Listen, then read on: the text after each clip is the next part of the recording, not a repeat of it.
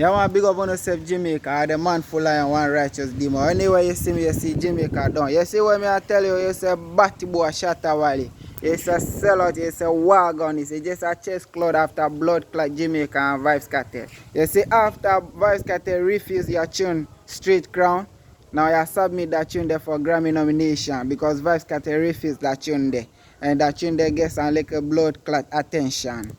So me I ask you no Batty Boy, after you claim say you're a dancer king in the whole of Africa, you're a dancehall artist, why you not bumbuckler submit that tune there as a dancer tune or a reggae tune and you submit that tune there as the best performance tune in the whole of Africa? You're Batty Boy. Why you not submit that tune there under dancer or you not submit that tune there under bumbuckler reggae? You feel say somebody know if you reggae or somebody know if you dancer?